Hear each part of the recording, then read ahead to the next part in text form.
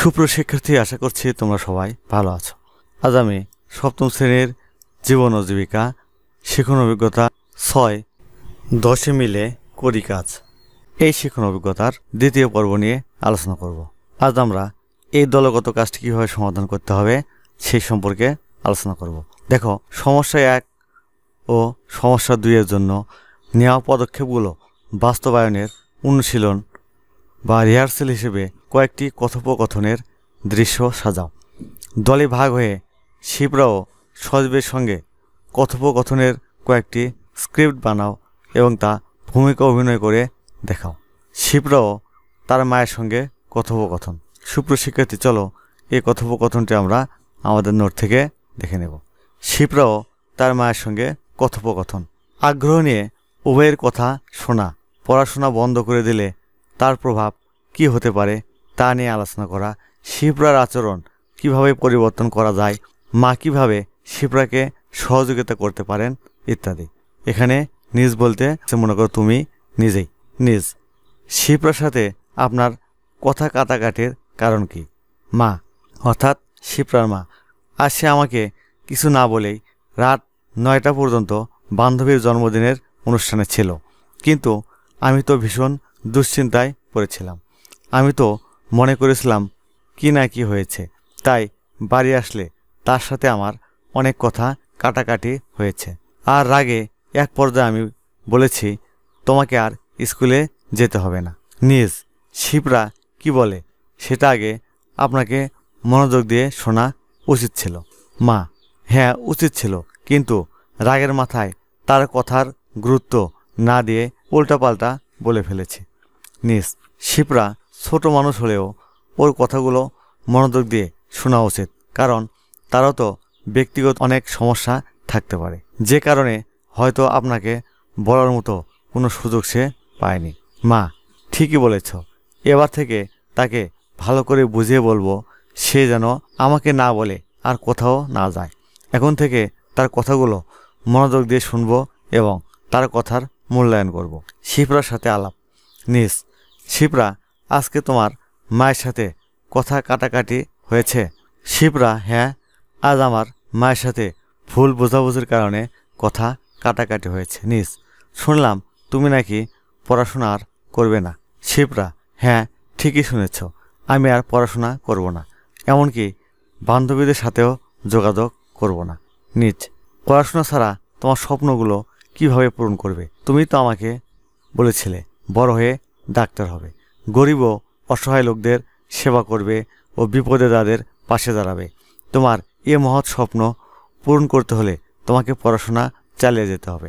আর জীবনে চলার পথে বন্ধুবান্ধবীরও প্রয়োজন আছে, তাই তোমার উচিত হবে পড়াশোনা ও বন্ধুবান্ধবীর সাথে সুসম্পর্ক বজায় রাখা। শিপ্রা: হ্যাঁ, তুমি তো ঠিকই বলেছ, এখন থেকে আমার স্বপ্ন পূরণের জন্য পড়াশোনা চালিয়ে যাব এবং বন্ধুবান্ধবীদের সাথে যোগাযোগ রক্ষা করব। একসঙ্গে উভয়ের সাথে কথোপকথন। নিজ: শিপ্রা, তুমিও তোমার মায়ের মধ্যে কথা কাটাকাটি কেন হয়েছে? শিপ্রা ও মা: শিপ্রা গত পরশু স্কুল থেকে বাসায় না ফিরে তার বান্ধবীর জন্মদিনের অনুষ্ঠানে চলে যায়। মা তার জন্য অপেক্ষা করতে করতে একসময় অস্থির হয়ে ওঠেন। শিপ্রা রাত ৯টায় বাড়ি ফিরে এলে মায়ের সঙ্গে অনেক কথা কাটাকাটি হয়। কথা কাটাকাটির এক পর্যায়ে মা ক্ষেপে গিয়ে সিদ্ধান্ত নেন তিনি শিপ্রাকে আর স্কুলে যেতে দিবেন না।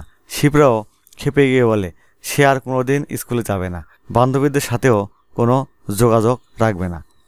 নিজ: আপনার উচিত ছিল মনোযোগ সহকারে শিপ্রার কথা শোনা, তার সাথে ভালো ব্যবহারও তাকে বুঝিয়ে বলা।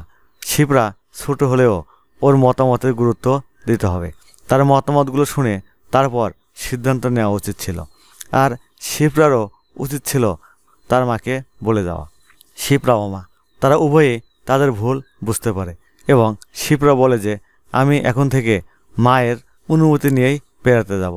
শিপ্রার মাও বলে যে আমি এখন থেকে মেয়ের কথা মনোযোগ দিয়ে শুনবো ও তার কথার গুরুত্ব দেব।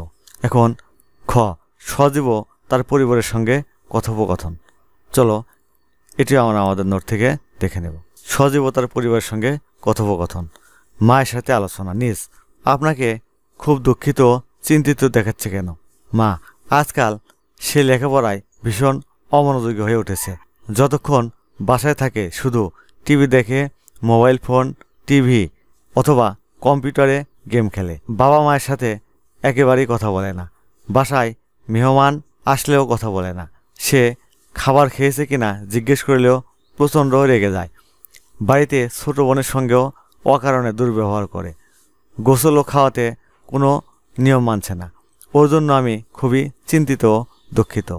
নিজ সজীবকে এখন থেকে সময় দিতে হবে। বিভিন্ন বিনোদন কেন্দ্রে ঘুরতে নিতে হবে। বন্ধুদের সাথে খেলাধুলা যেতে উৎসাহিত করতে হবে।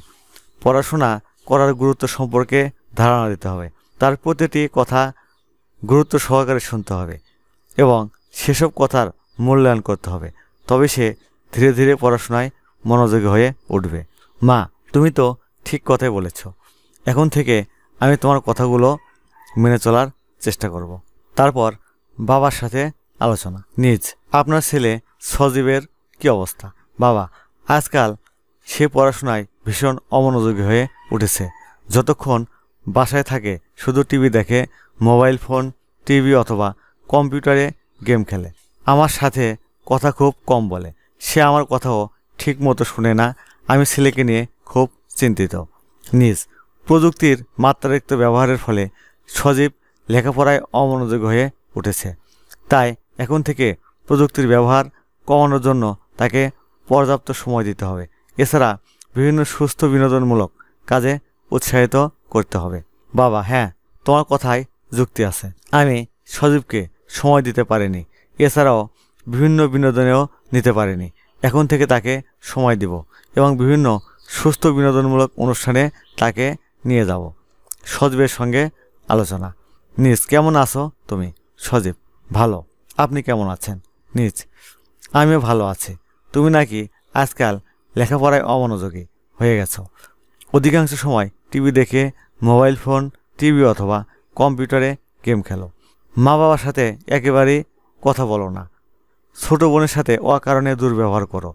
গোসলও খাওয়ার কোনো নিয়ম মানছ না। তুমি তো জানো লেখাপড়া ছাড়া জীবনে বড় হওয়া যায় না। জীবনে বড় হওয়ার প্রথম ধাপ হলো লেখাপড়া করা।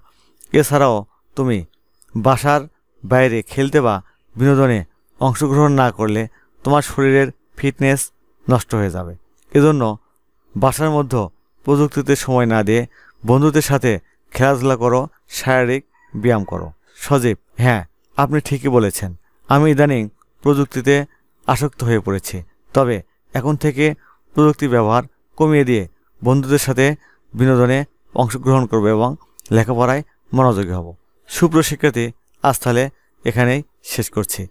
আগামী পর্বে আমরা এখান থেকে শুরু করব।